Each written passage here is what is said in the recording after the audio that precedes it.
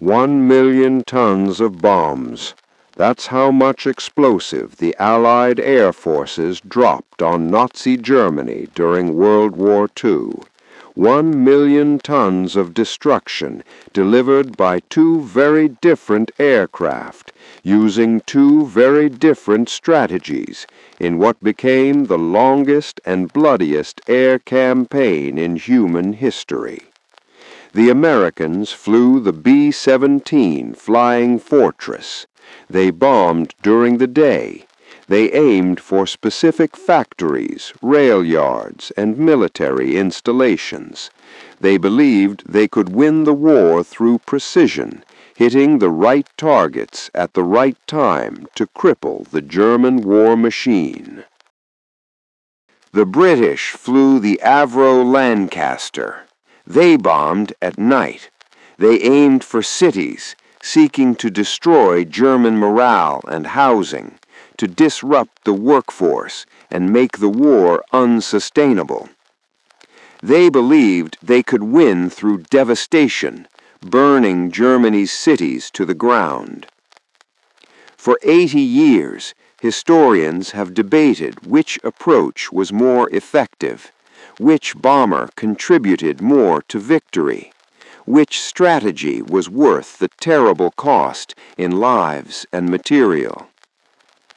The answer is more complicated than you might think, and more controversial. This is the story of the B-17 and the Lancaster, the two bombers that waged war on Nazi Germany, and the question that still haunts military historians to this day. The B-17 Flying Fortress was born from an American faith in technology. In the 1930s, the United States Army Air Corps believed that bombers could defend themselves against fighters, that precision bombing could knock out specific targets, and that air power alone could win wars without the bloody ground campaigns of World War I. Boeing designed the B-17 to make those beliefs reality.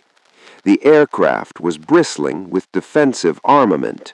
13 .50 caliber machine guns covered every angle of approach.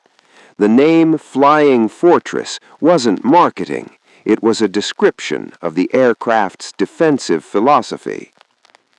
The heart of the B-17's offensive capability was the Norden bomb sight. This was the most sophisticated targeting computer of its era, a mechanical marvel of gyroscopes and gears that could calculate bomb trajectories with unprecedented accuracy. The bomb site was so secret that bombardiers were required to destroy it rather than let it fall into enemy hands. The theory was beautiful. Flying at high altitude, above the effective range of most anti-aircraft guns, formations of B-17s would approach their targets in broad daylight. The bombardiers would identify their specific targets through the Norden bomb site. They would release their bombs at precisely calculated moments. The bombs would fall directly on the target, destroying it with minimal collateral damage. If enemy fighters attacked, the massed defensive guns of the formation would shoot them down. Bombers flying in tight formation could cover each other, creating overlapping fields of fire that no fighter could penetrate. The bomber would always get through. That was the theory. The reality over Germany would be very different. The British came to strategic bombing from a very different direction. They had tried daylight bombing early in the war and found it catastrophically expensive. RAF bombers attacking German positions in 1939 and 1940 suffered losses that would have wiped out Bomber Command within weeks if continued. The lesson was clear.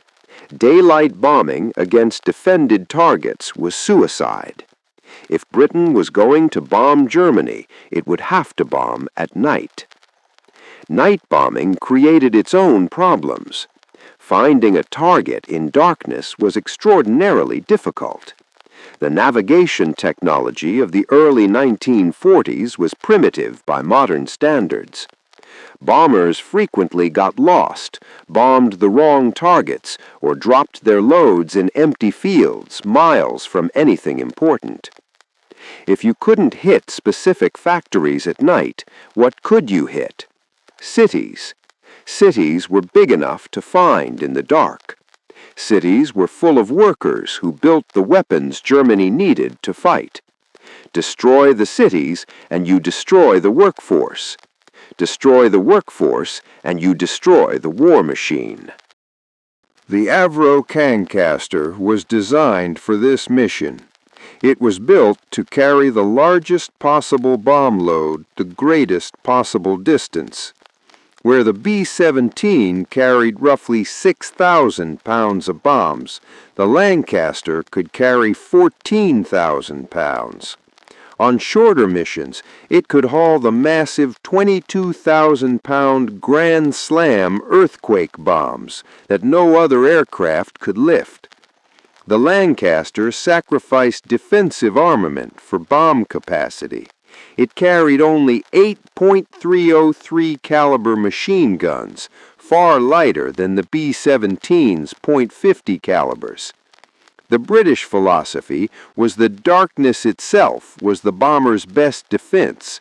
By the time German fighters found the bomber stream, the Lancasters would be gone.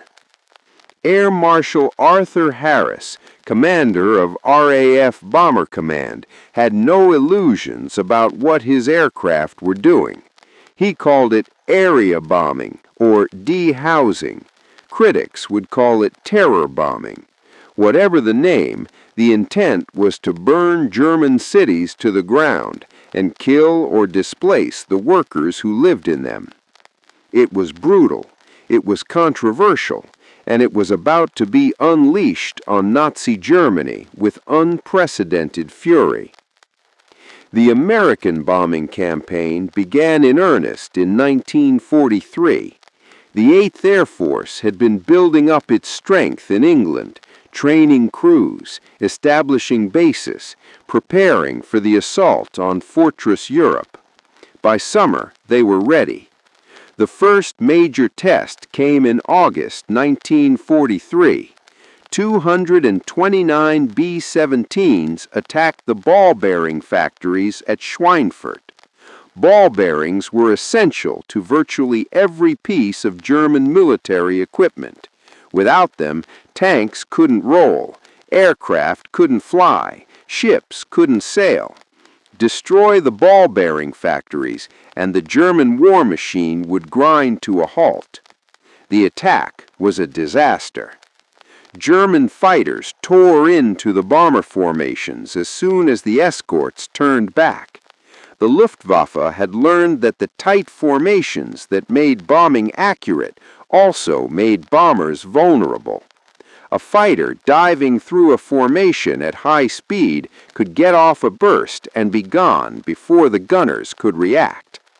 36 B-17s were shot down. Another 24 were so badly damaged they never flew again. Over 360 airmen were killed, wounded, or captured, and the ball-bearing factories, though damaged, were quickly repaired. German production barely stuttered. 2 months later, the Americans tried again. On October 14, 1943, 291 B-17s returned to Schweinfurt. This time, the losses were even worse. 60 bombers shot down, over 600 men lost. It was the bloodiest day in 8th Air Force history. The second Schweinfurt raid proved that unescorted daylight bombing deep into Germany was too costly to sustain. The bomber would not always get through. The defensive guns were not enough. Without fighter escort all the way to the target and back, the B-17s were vulnerable. Deep penetration raids were suspended until long-range fighters could be developed. The P-51 Mustang would eventually solve that problem, but in late 1943 it wasn't available in sufficient numbers. The daylight campaign was temporarily defeated. While the Americans struggled over Schweinfurt, the British were burning Germany's cities. In July 1943, RAF Bomber Command launched Operation Gomorrah, a sustained assault on the city of Hamburg. Over 10 days, 791 Lancasters dropped 9,000 tons of bombs on Germany's second-largest city. The combination of high explosives and incendiaries created something unprecedented, a firestorm. A firestorm occurs when multiple fires merge into a single massive conflagration. The rising heat creates its own wind system, sucking air into the fire at hurricane force. Temperatures at the center reach over 1,000 degrees. Nothing survives. The Hamburg firestorm killed over 40,000 people in a single night. Entire neighborhoods simply ceased to exist. The heat was so intense that people's bodies were reduced to ash.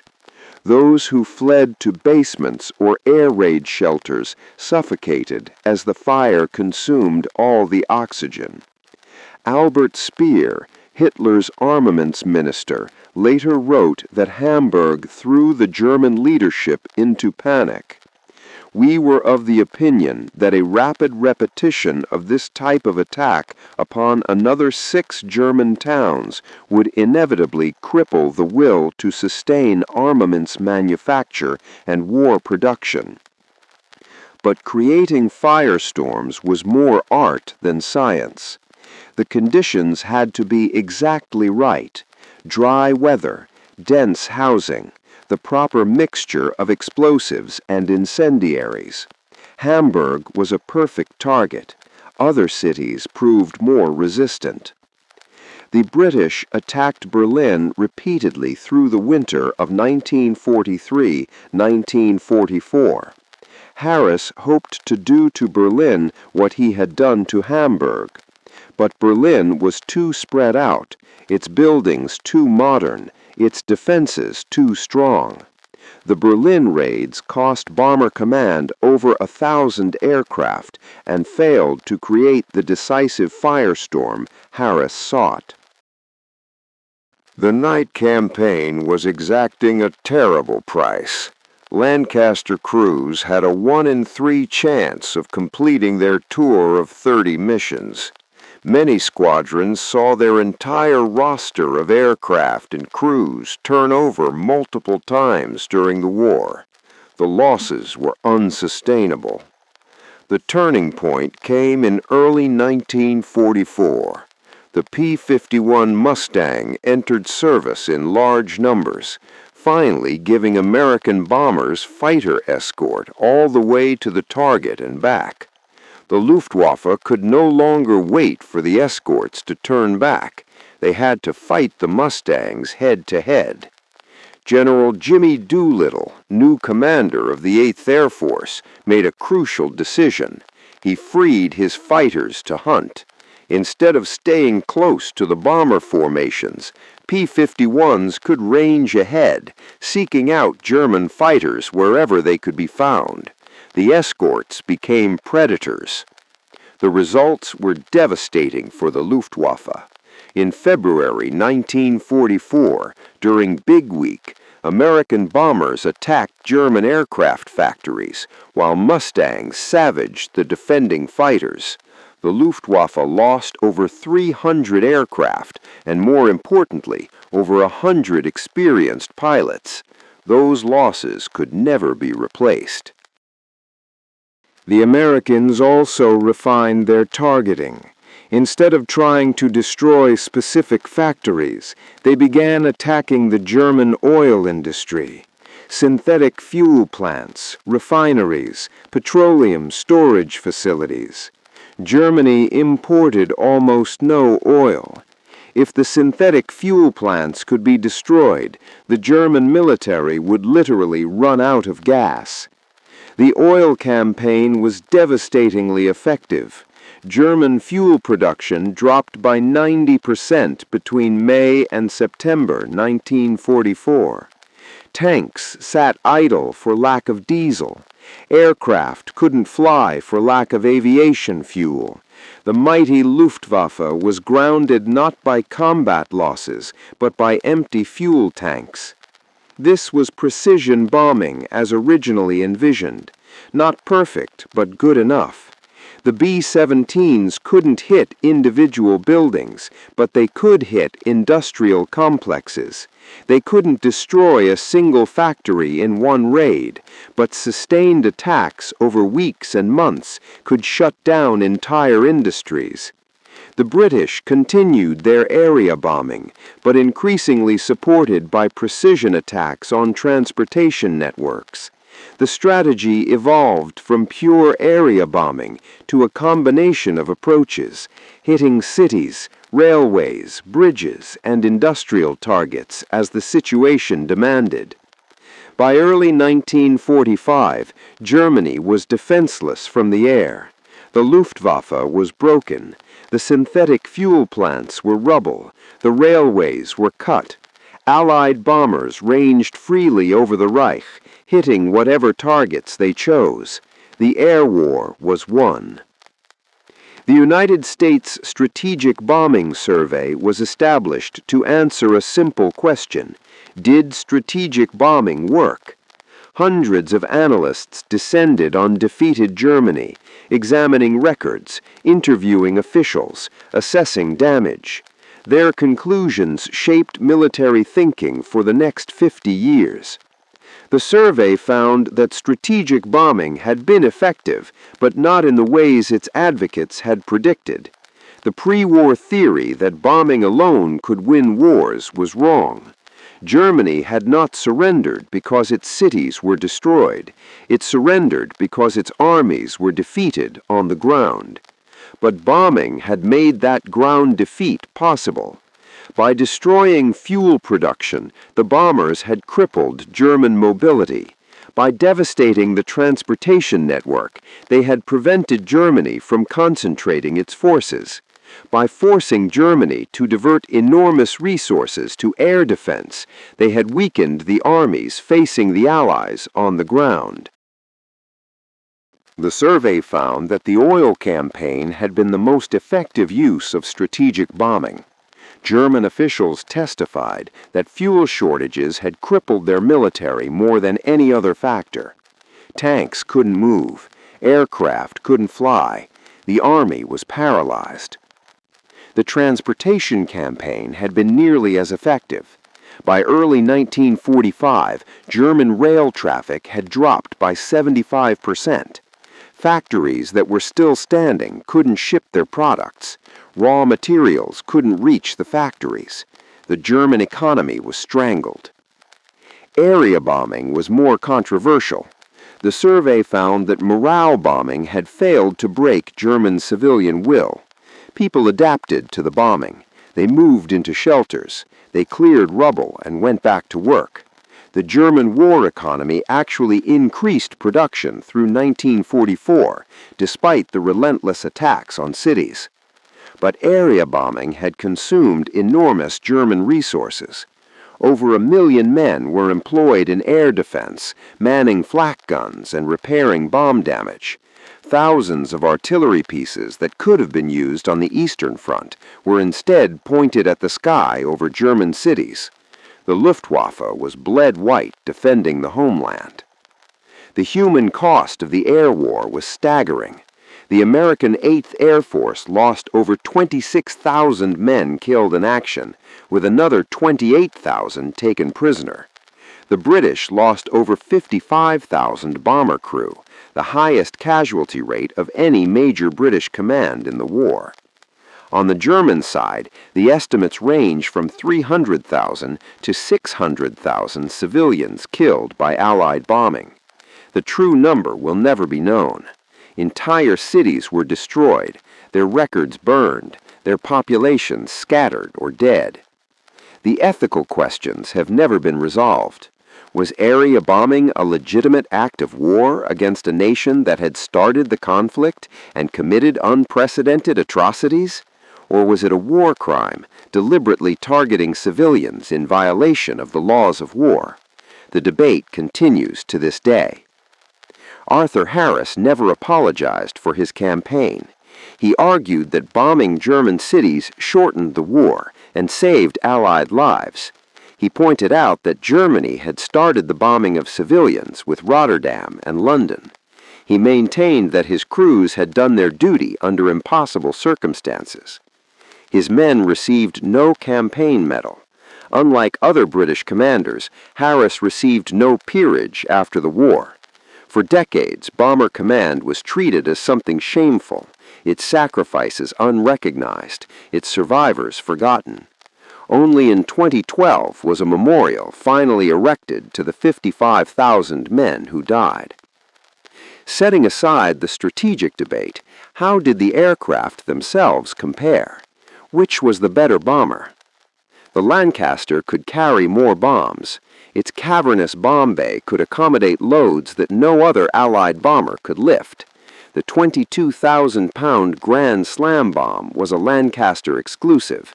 For sheer destructive capacity, the Lancaster was unmatched. The B-17 was more survivable. Its heavier defensive armament and robust construction meant it could absorb tremendous punishment and still bring its crew home. B-17s returned from missions with entire sections shot away, engines destroyed, fuselages riddled with holes. The aircraft earned its flying fortress name. The Lancaster was faster and could fly higher. Its maximum speed of 287 miles per hour exceeded the B-17's by over 20 miles per hour.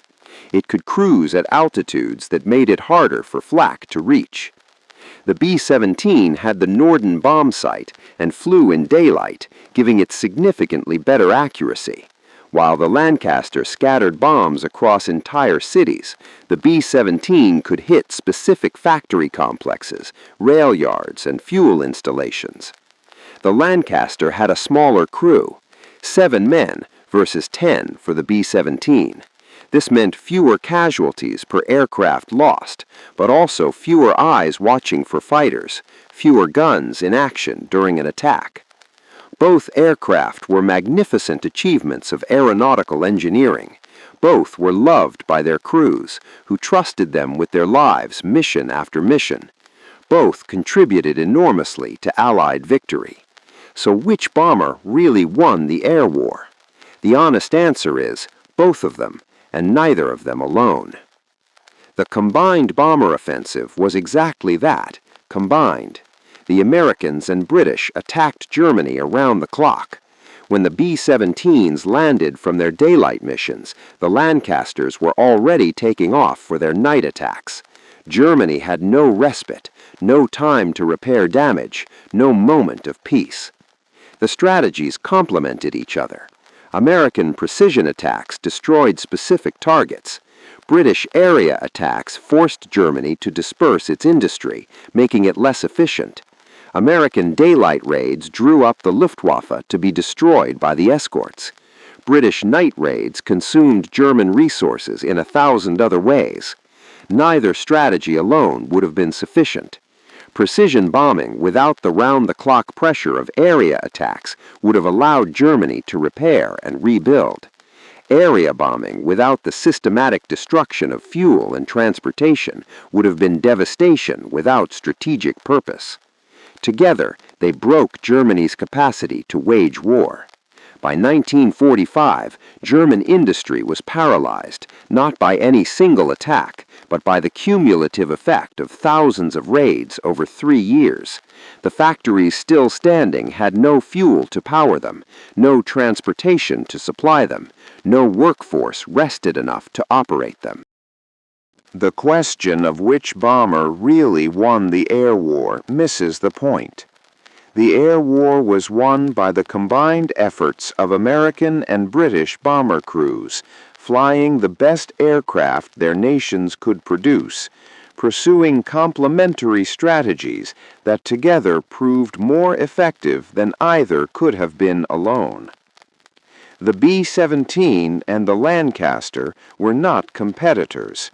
They were partners, different solutions to the same problem, reflecting different national philosophies and different operational experiences. Together, they achieved what neither could have accomplished separately. Over 1 million tons of bombs, tens of thousands of young men dead, cities reduced to rubble, an entire nation brought to its knees from the air. That was the strategic bombing campaign. That was the contribution of the B-17 and the Lancaster. That was how the air war was won, not by one bomber or the other, by both of them together in the longest and most destructive air campaign in human history.